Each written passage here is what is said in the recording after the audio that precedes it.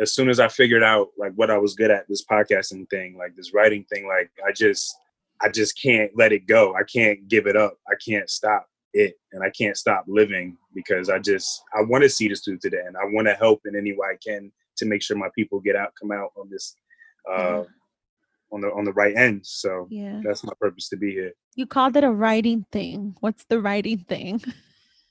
Oh, like I'm a writer too. Like I just finished my first book. Welcome back, guys, to Double Dose of Raw Talk podcast. You guys just listened to a clip, episode 18, 2020.5 mentality, with a pretty dope guest that is back today on episode 54. And I am so excited for you guys to listen to this episode. As you heard in that clip, we were talking about the podcast he is on and him being a writer. And you guessed it, he is back today to talk about his book. His book is out, The Avenue, a Personal Dictionary. I loved it. So excited for you guys to listen to this conversation. We don't dissect the whole book, but we do highlight some insights. And of course, as always, I hope you enjoy the show. Welcome back, everyone, to another week and another episode on Double Dose of Raw Talk podcast. I'm your host, Misty. And today, I'm very excited about this. Like, extremely excited. I'm ecstatic. Just because I said the last time you were here, you will come back for this. And you're back exactly for this. So, ladies and gentlemen, coming back to you guys from episode 18. 2020.5 mentality was the title of that episode. I was given the honor of having, don't shake your head no, because I've been tuning into your pod, and we had this conversation back then. I don't know if you noticed, it's been exactly 9 months. 9 months. It's like the whole new baby you have.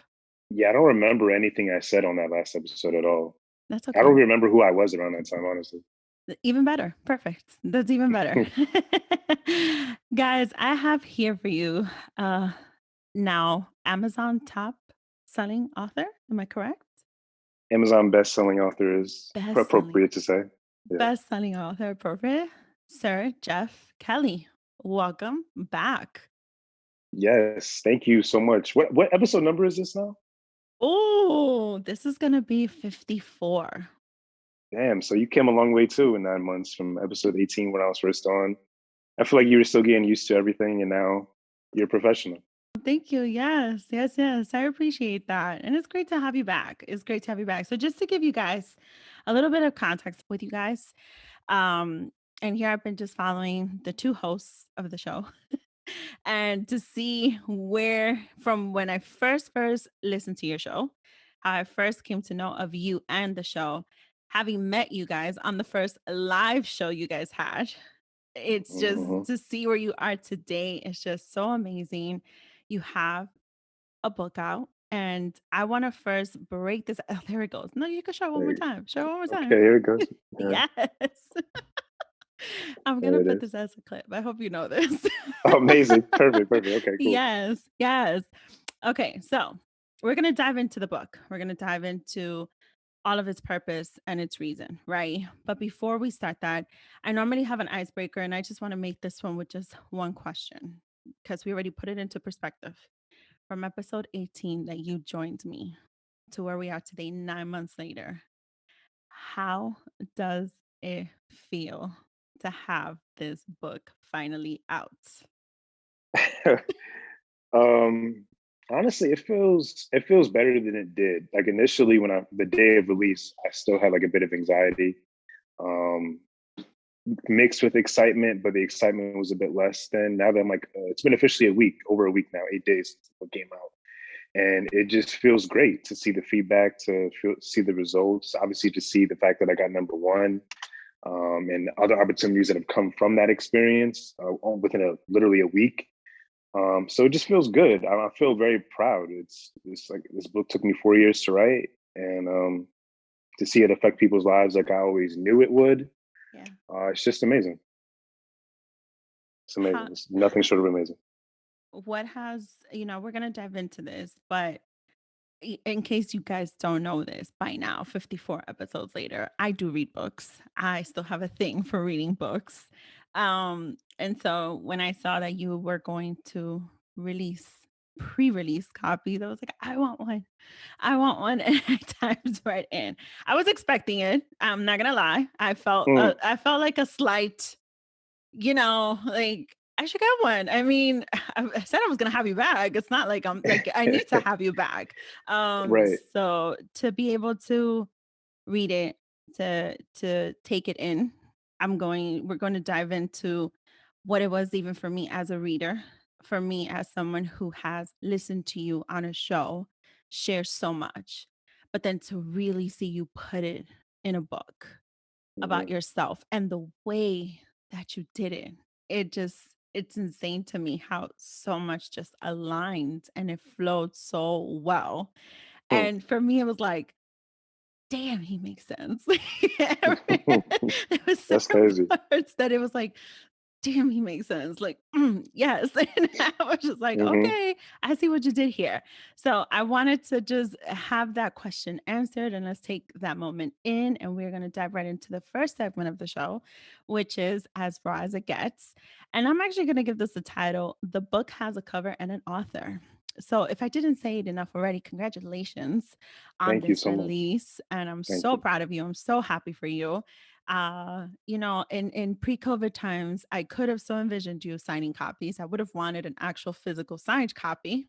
I totally would have, but I, it's all I good. could probably work that out somehow. I'm trying to figure I that part do out. want one. I do want one. A signature goes a long way. I'm just saying. I haven't signed any copies yet, so maybe you'll be like one of the first, if not the first. You guys heard that? Yeah. All right. So let's give it to my audience, to my listeners, because in the show notes, I'm going to link for all my listeners to go ahead and purchase this book. Because I don't vouch very loudly for books. I don't. It has to be one that if I had the physical copy, it would be right where all the books that I would never let go of in my extra Mm, room, in the shelf. Like it's never gonna go away. It's gonna still I have books there still from high school, from certain professors who recommended wow, certain that's books. crazy. So this is the caliber of which I'm putting this book because it just hit so many points. And, we're probably thinking, right, well, how? How is it that a story of one person, a man, could resonate so much to a woman? But it's in the way that you delivered who you are, your story, your definitions. That's the part you took me out with that. It was not just the definition, but then it was your definition. So let's dive right in. The story behind this book. Where did this idea come from? Honestly, like I don't know where the idea and the concept itself of the book, like the dictionary format, came from.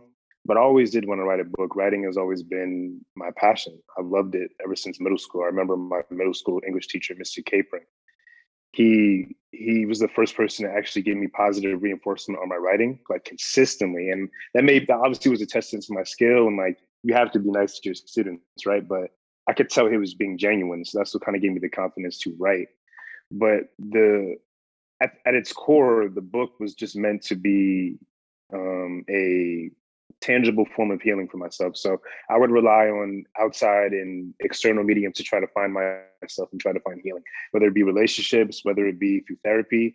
These things just didn't work at all for me. I still always felt lost.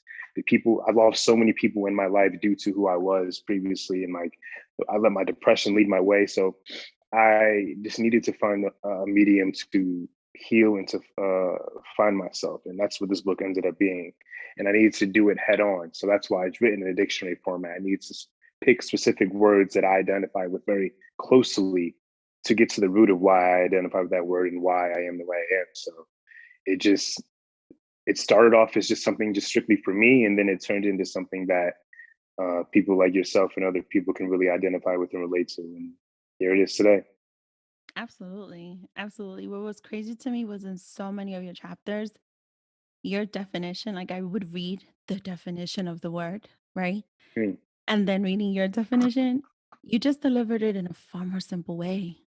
And you were just so direct with it. And it was just like 2, 3 lines for a whole definition. And Jeff just broke it down for us. Yeah. This is what it is. Like, what are we looking for definitions for? Like, we knew this whole time. You know what I Hmm. mean? So it just made perfect sense to me. So, in essence, if we may say, your chapters are based on certain words, right? Each chapter is based on a word, and you provide us from the beginning with the Webster's book dictionary definition, and then you give us your definition. And then Right. we see your perspective, your reasoning of the word, and how it applies to you. Did I capture Absolutely. it correctly? Okay.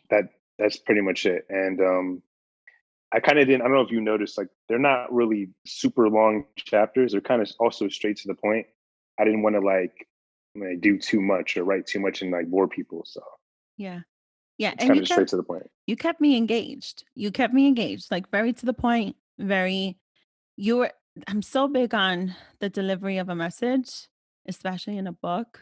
And so Mm, I have to say you definitely had me completely engaged and understanding every single chapter from your perspective. And I think that's what made it so much easier for me to be able to relate with a good number of those chapters. right. And to the ones I wasn't able to relate, I was able to understand you. And I was possibly even able to understand so many people that I would not have been able to had I not seen that perspective from your side, Mm. if that makes any sense. No, that makes perfect sense. That is kind of exactly what I wanted because you're not going to fully relate to me, but you may have an idea or have met someone in life that is reminiscent of what you just read. So, Yes, yes. It was amazing. I mean, like at this point, I think we might have to just I'm gonna give you an idea, but I'm gonna do this after the recording. I'm gonna give you an idea. All right. So we're okay. gonna continue with this because I'm so stuck with this book right now still. All right. What have the readers told you so far? What is the feedback you've received so far about this book?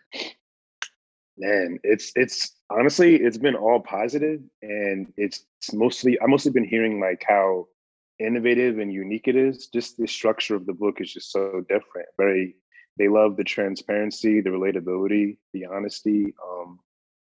It's just been all positive feedback all across the board from page one to I think it's I don't know how many pages it is 267, 297. Like from page one to the last page, like it's been all positive feedback, but specifically like people love the idea, the concept, and the transparency. Yes, yes. Speaking of transparency, I have to ask, which chapter was the toughest for you to write? I think it's chapter 22. It's like about my father. Um, I had always like had thoughts here and there about how I felt about not having a father, but to like face it head on and acknowledge these things, like the majority of that chapter, if not all of it, is like the first time I'm acknowledging and saying these things. And that was a bit difficult because it was like a realization. It's like you've been playing yourself this whole time. Like, why are you acting like you don't care you don't have a father when you do? And that was me kind of coming to grips and accepting that experience, that realization in that moment. Since you mentioned it, I just have to say that I expressed to you that I wanted to share with you my top 3 favorite chapters, and Okay. that's one of them. But I'm gonna share with you the why a little later. Um, which chapter was your favorite to write, if you have Uh, one? okay. So I still can't pronounce the word. It's like a type of phobia. It's like the fear of failure, cacarophobia or something like that. That was the most fun because that's like pretty much the only word in the entire book that I literally was not familiar with at all. And the inspiration from it is just so random. Like I enjoyed it, but I really that was also kind of a hard one to accept as well. But that was the most fun because it was literally a word I had never heard of in my entire life, but I made it work. Yeah, I'm gonna be honest, 35 years old, that's my first time seeing that word. Yeah, yeah, And then I was trying to, you guys, like, don't make fun of me and please don't come for me and don't judge me. You know how Google has that way for you to pronounce the word? yeah, I was yeah, like yeah. trying to figure out how do I pronounce this? I've never heard this word. Oh my God, I'm so embarrassed. But yes, yes, that one was a very interesting chapter too, that there is even a name to it, that there's a word to it to define that. Um, I want to go ahead and share with you my 3 favorite chapters. And since Please you do. did mention it, And this one, I wanna be able to thank you so much for this chapter, for your vulnerability and transparency on it. Um, the chapter of your father. Uh, there is a part in there that you admit, and you're very vulnerable and transparent about how you blamed so much on him. And there's a part, and I could quote it if you're okay with it. I could Yeah, quote it. I want to be able you to can. quote it because I am one of those who takes the screenshots and goes Yeah, back. go ahead. Anything that Go stays ahead. with me. So I want to be able to quote it. So let me. I haven't read the book, so it's going to be interesting to hear what I actually wrote. Really? Oh Yeah. no. Oh, this stayed with me. That's it. Ugh. All right. So you wrote this. It says, if I met, you say his name, Clarence Christopher Wilkins. Am I saying it correct? Tomorrow. Yeah. The first thing I would ask is why. Then, secondly, say, I appreciate your absence because if you stayed around, your behavior may have corrupted my mind and turned me into who he is. Mm, That was real. That was so real. And I'm going to tell you why. Because I don't know if a lot of people who have experienced an absent parent, and which kudos to you for even in that chapter being able to tell people to appreciate when you do have a parent that is present, right? And to embrace that parent and to love that parent. I think what made me realize what that line is, while I do have a parent who doesn't live here and is present in my son's life, there were parts of it that he wasn't. And I think that helped me put a lot more into perspective on how I can continue to raise a young man who sometimes does feel neglected and who mm, sometimes does feel like his father goes in waves in being absent still. right. And I think it's in that moment where instead of harboring still so much anger, so much resentment, and so much blame, I think you figured out a way. At least this is how I took it. And I put it into perspective from you, how you've been able to find some form of common ground with what that situation has been for you and where you are today. Like you've been able to see that positive side. You've been able to really look and put at the forefront this amazing Jeff Kelly that you are today and all that you've been able to accomplish, Right. regardless of what that life looked like. And you just gave me, as a single mother, who recently having a teenager has been like, oh shit, well, how do I do this now? Right. That chapter, just to put so much into perspective, just really helped me reestablish my thoughts and Wow. put into perspective for me as a parent, the parent that is present, how I could try and help my child out when he does feel like his other parent is being more absent than present. Mm, And I wanted to start that and acknowledging that chapter so deeply because while I'm sure it's going to resonate with some people who have been in your shoes, I do want to encourage anyone who is in mine to read that chapter, to read that book, and specifically to that chapter, to be able to assess their situation and see how they can continue to raise a strong young man and to believe in himself and to be successful and to keep going and not harbor so much anger or blaming the other person. mm. If that makes sense. Yeah, no, that like kind of has cut me a bit deep because like I didn't even think how a single mother would interpret that chapter, you know? Like I just that just wasn't in my like scope of my mind. So it's like, wow. Yeah. I'm Yeah. like kind of speechless. That's crazy. Wow, Then okay. it hit me deep. It really is. It just like you just put so much into perspective.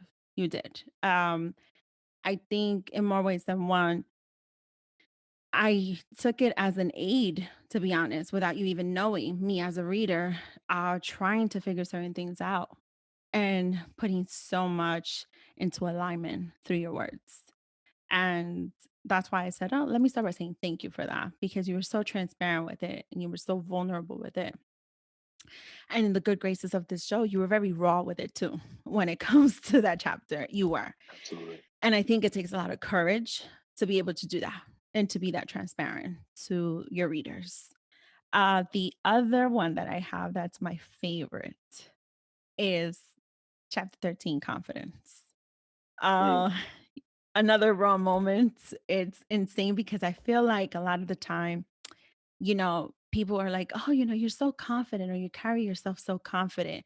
And yeah, we might be, but there's a lot of other moments where the struggle is there. There's so many other moments where we do question certain things, or we're constantly like, oh, why isn't this happening at this time? Or when is it going to happen? Or I'm working so hard, or am I going in the right direction?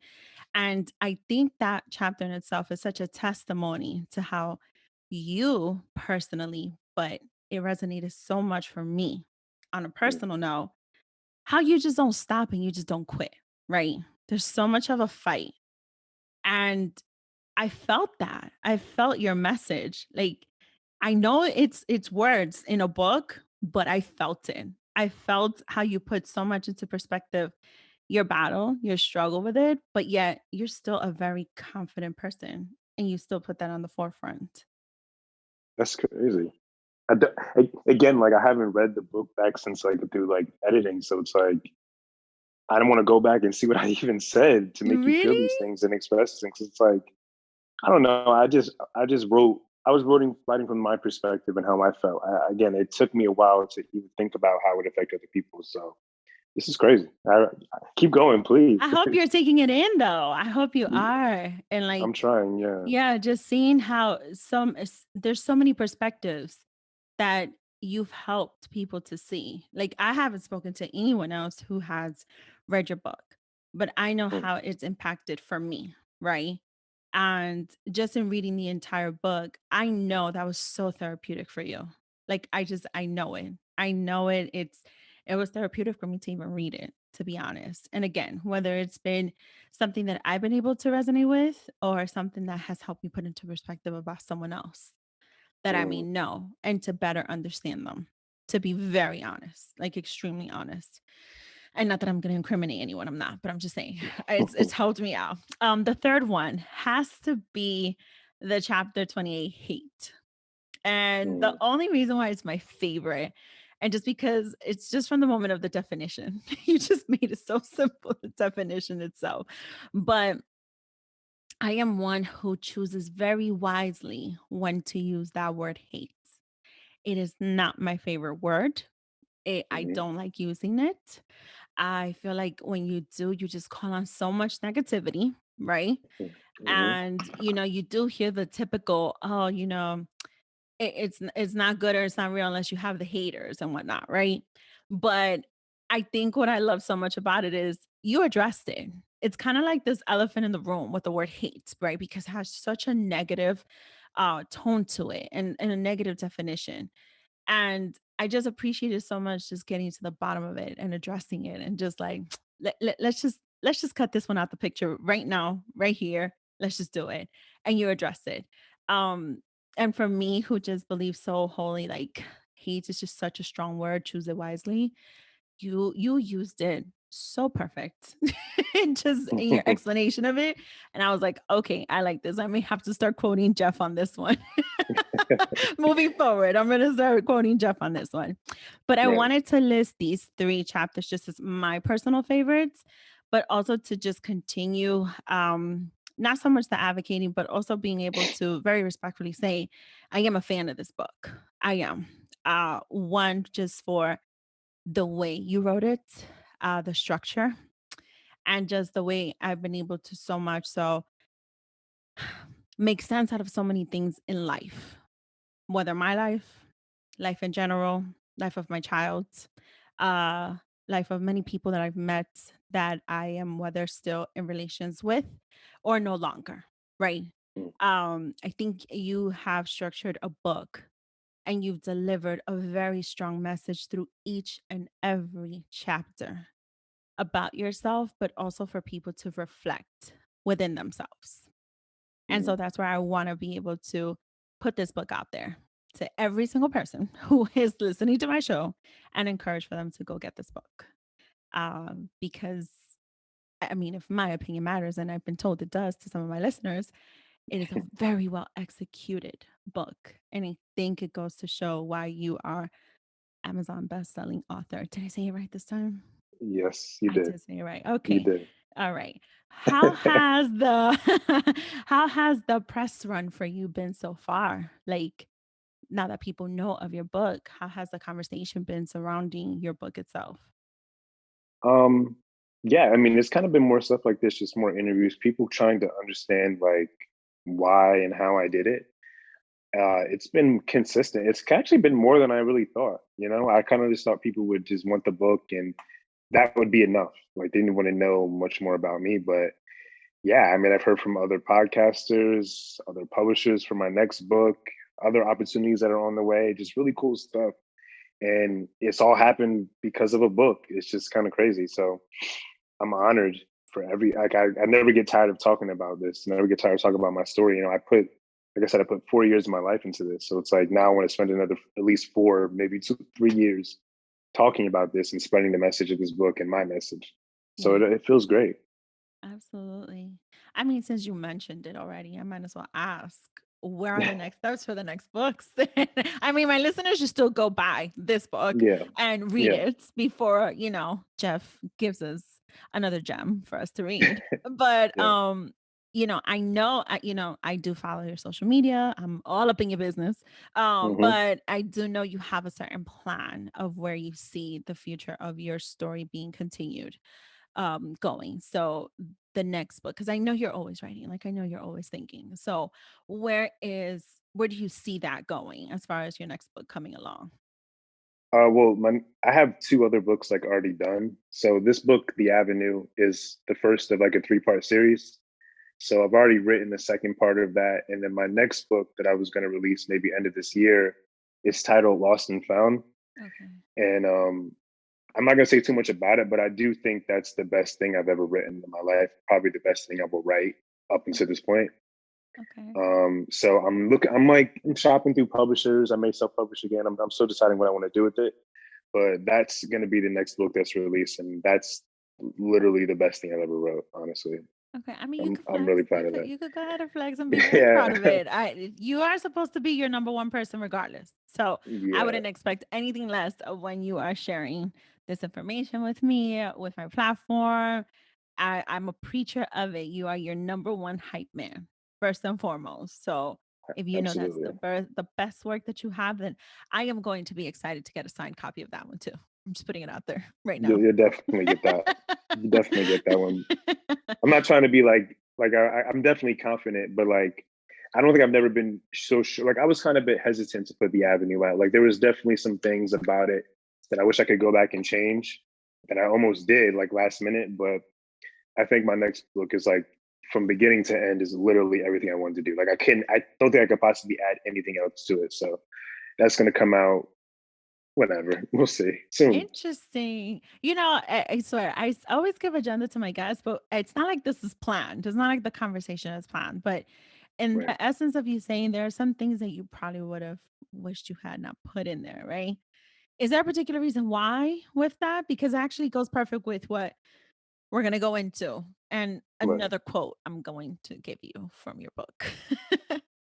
So there wasn't anything I wanted to actually take out. There was just more stuff I wanted to put in. I felt like I didn't say enough. Like an early review I got of the book before it was officially released is like one of my good friends. He was like, "I just wish that you went a bit deeper on certain topics." And then that's kind of where my insecurities kind of like took over. I was like, "Damn, like maybe I didn't put enough. Like maybe the chapters are too short. Like maybe I should have gone a bit deeper." And that's kind of what also that moment was also kind of solidified the fact that I want to make it a three-part series because it's like, oh, I don't have to put everything all in one book.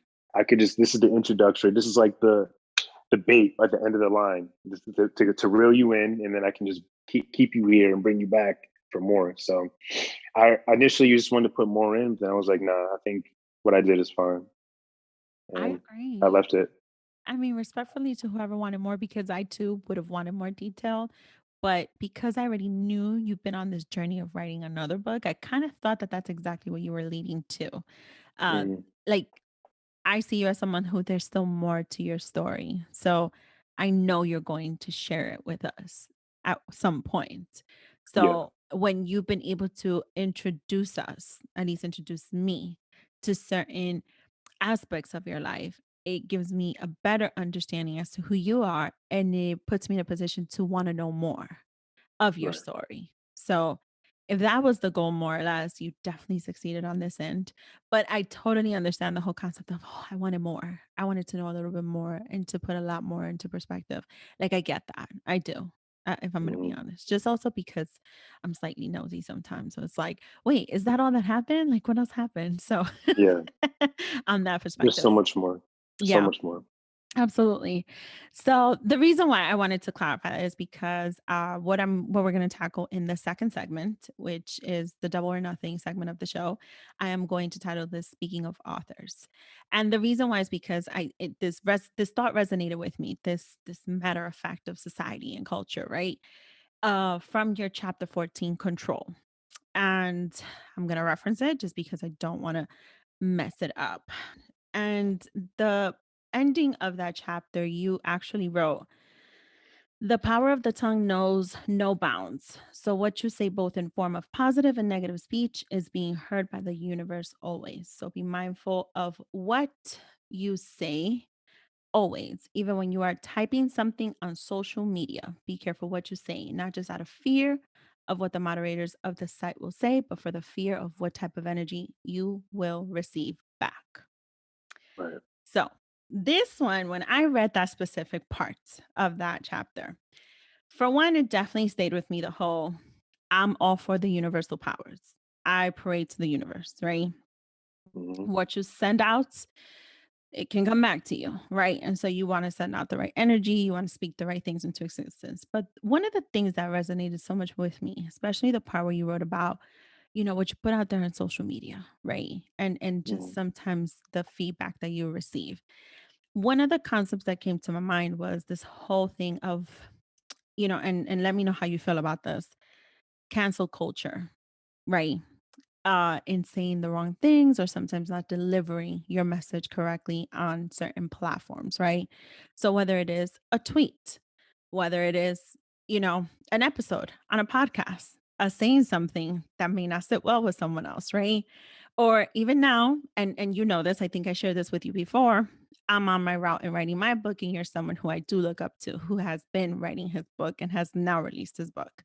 You Right. know, when we think about this whole concept of cancel culture, right? I feel like that chapter, while it does speak on the universal powers, I feel like it also resonates so much with this concept because I feel like, and if we've seen it so much on social media, specifically social media, there are people who will dig up old tweets, old Facebook posts, old everything, and hold us, right? A public figure, let's say, if whether I am of, of a podcast or whatever level in the media Hmm. that I may be in, they hold us so accountable to certain things. Where do you see this whole concept of cancel culture? And there's a reason why I'm bringing it up. Um, whether have you for celebrity tweets or even this whole new thing, and I'm not sure if you heard about it with Dr. Seuss, and people saying that they're going to cancel Dr. Seuss now that the estate has pulled 6 books that were in circulation. Wow. Um, I'm not sure if you heard of that. I didn't hear about that. I saw it trending and I just scrolled past it. I thought it was probably something stupid. Yeah, so it was totally. Let me just say this: I'm not a fan at all whatsoever. I know probably many people are going to be like, "What the hell is wrong with you? Dr. Seuss is like the thing." Nope, Hmm. I never liked it. Not the books, not the movie. Certainly did not raise my kid with it. I never liked it, but it was because there were a lot of racial antics in 6 books that they were able to trace back, and they basically pulled them. His estate pulled it from circulation, right? Hmm. But a lot of society has decided, well, no, we're going to cancel. And then a lot of society is like, no, we're not. I bring this up because quoting your chapter 14 about control, right? Right. But then you also speak so much about accountability and you speak so much on, you know, us being responsible for what we do or what we say, right? Where does your mind end up when it comes to the cancel culture, now that you are in another area of a public figure as well? Yeah. I think there's levels to cancel culture. But I feel like the idea of it it suggests that people aren't allowed to grow, in my opinion. It's like, yeah, people, I feel like most people who say certain things in the past that are creepy, like related to kids or anything like that, I feel like those type of people don't necessarily grow. But I feel like people who may have said something racist in the past or something just um like what's the word I'm looking for? Like just triggering or something like that, just anything negative, right? I feel like the idea of cancel culture does not allow people to grow. And I don't think people should be beholden and held tightly to their past transgressions. But again, there's levels to it. Right. I think things that are being said, it gets a bit shaky. Things that are done, if it's like the severity of it is like intense, then yeah, you're done. But it just feels like people just aren't allowed to grow these days, in my opinion. I mean, again, certain things are warranted. Certain people deserve to be canceled, but certain people, it's like, come on. And there's not really too much context on social media. Social media also removes context. It's like you don't know someone's tone when they're saying something. So someone could say something that's perceived as just straight and just like straightforward, like very direct, but they have a joking tone. Like the intention is to troll and get a rise out of you. Um, so I don't know. I don't think I'll ever experience anything like that. Right. I don't think I'm too problematic, but the idea of it, um, I like that. I, You're not too problematic. I like yeah, that. I kind of walk the middle road on cancel culture. I see both sides of it, but I think at its core, it's just as problematic as what they're trying to cancel. Right, right, right. Right. I love that you mentioned the whole concept of growth because I feel exactly that, right? Society is so quick with the whole cancel culture or the cancel button. Um, but because you do speak in your book as well on growth, and I Mhm, really love how you put that into perspective as well. I think even for that matter, when it comes to cancel culture, I think I've been preaching so much on there's a time and a place for everything that we say. There's a time and a right. place for everything that we do discuss. And, we do have to be mindful of certain things that we do say. And mostly, first and foremost, I think it's because of the delivery of a message. Like you have one moment, in my opinion, to say something and to like really deliver a message. And like if you don't do it right, it might be misconstrued. It might be perceived incorrectly, right? And so I think it takes a lot of commitment when you want to send out a strong message, and it's the what you say and the how you say and at what given moment. And so growth, I think it's something that we all go through, and I think it's a beautiful thing. But I did kind of feel like, at some point, even for myself, I was real quick to the whole canceling. I was real quick. Hmm. But as time has gone by and as I've gotten older and as I've been stepping into certain spaces also, where growth continues and there's a whole evolution of Ms. D, right? That I've been able to witness. I don't even remember how long I know you since the first time I met you, but I think it's like 2 years more or less. I've been able to witness your growth and your continued evolution, right? And so Hmm. at that point, it becomes, well, if someday, like I was to see someone who I've seen grow, who I've seen evolve, who I've seen become so successful, right? And if at one given moment something is said with, minimal context, right? Is that a reason to just go ahead and to just press that cancel culture button? When I saw this whole thing with Dr. Seuss, I'm like, well, look at that. Another author that like the whole world just loves except me.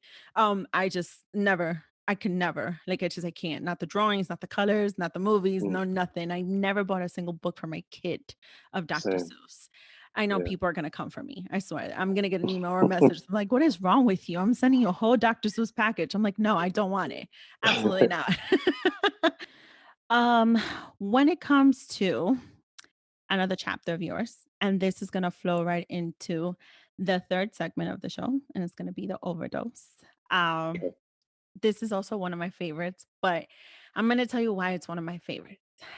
Because if I haven't said it enough in this whole episode, execution of a message is so important to me.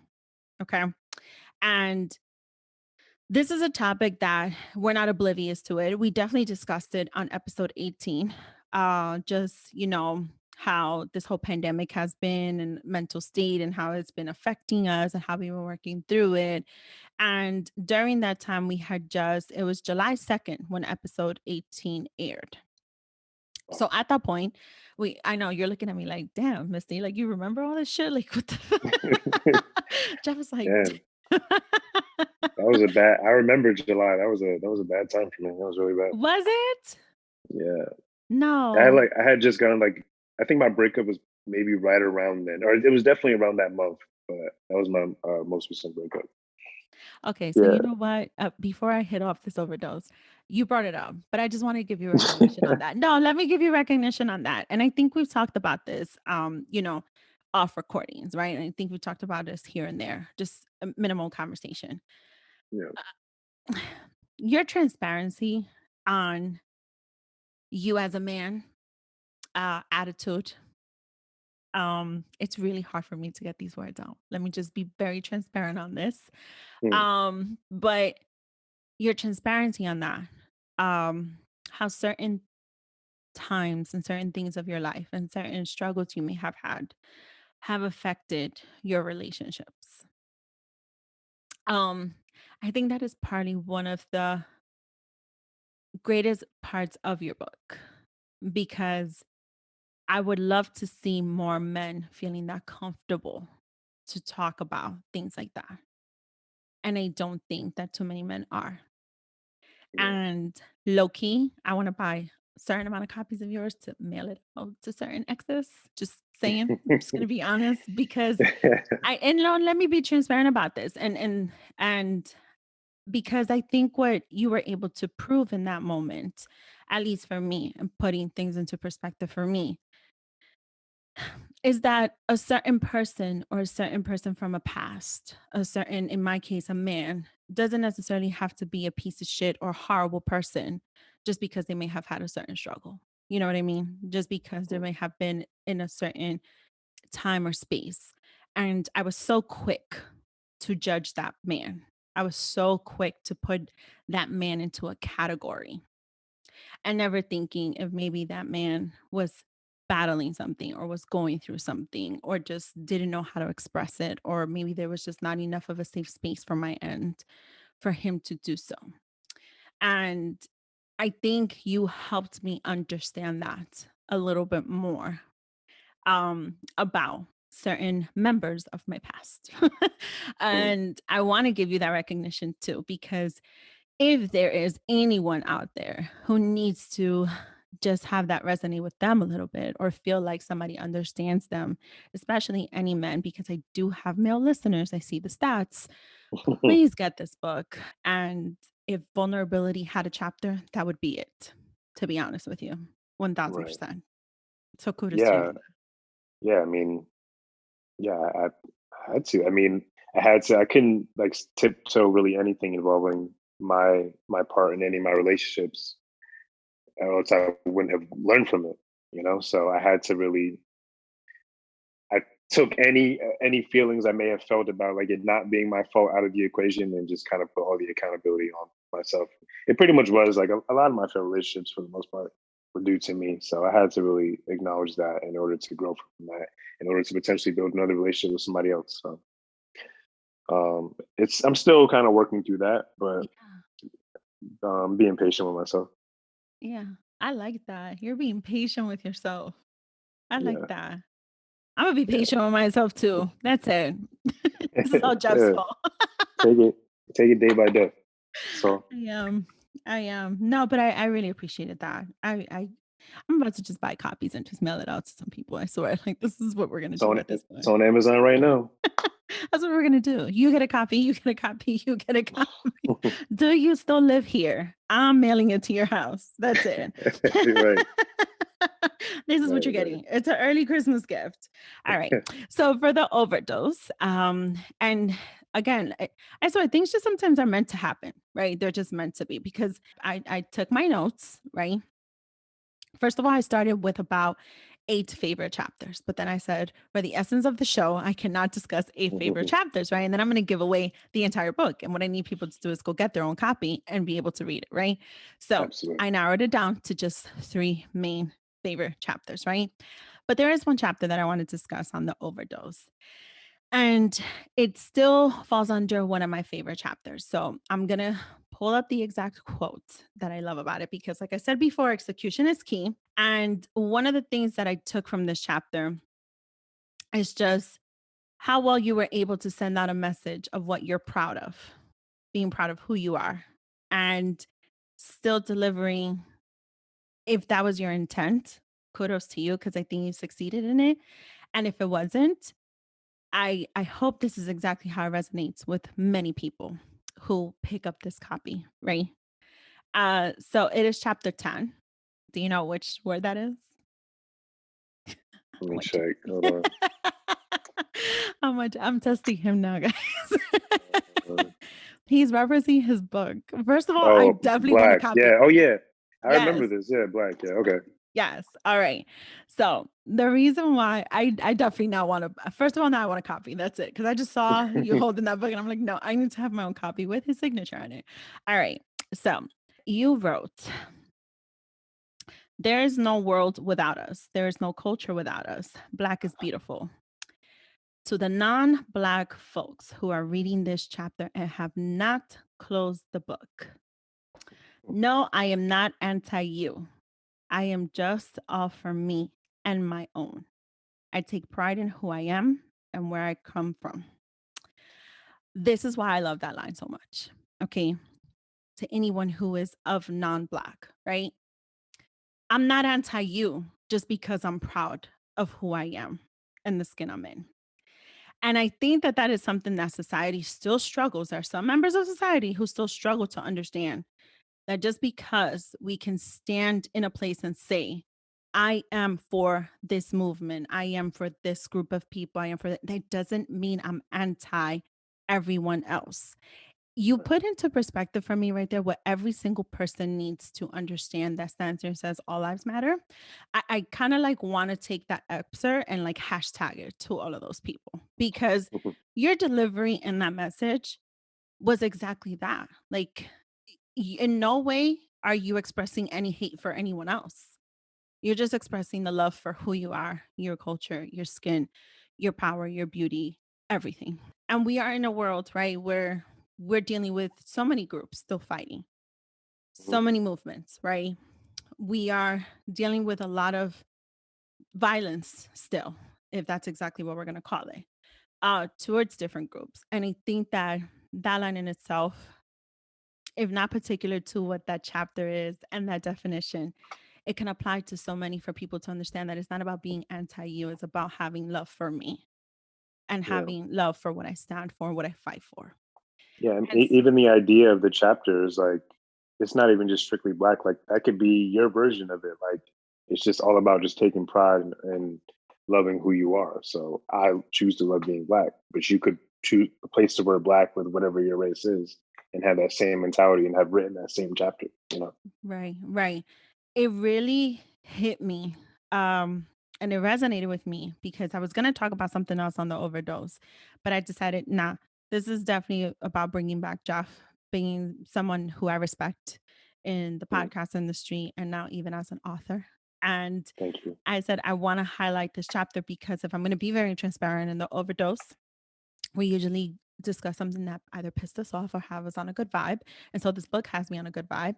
But there's a little something that I did see on TV, not my TV, like people's TVs. And this whole thing with Prince Harry and Meghan and how the royal family had been discussing even before their child was born if he was going to come out dark skin. And so when I saw that on TV, instantly I thought of this chapter. Mm, Instantly I thought about your pride and your love for who you are and the color of your skin. And in just seeing clips of this interview of a Black woman expressing herself on something that was questioned about her child, about a boy who had not even been born yet. Um, and this royal family discussing skin color. It just kind of put so much into perspective to me why certain decisions that they made being public figures and in the public eye of breaking away from that family, from that I don't even want to call it royalty at this point, to be honest. That's how disgusted I am with the whole thing. But Hmm. breaking away from them, whether it is Jeff or anyone else or Prince Harry's son, they should take pride in who they are and what their culture is and what their skin color is and what their background is, every single part of it. What you continue saying after that line, again, you guys have to read it, please, because I'm not going to keep quoting this whole thing because I'm just going to give it away.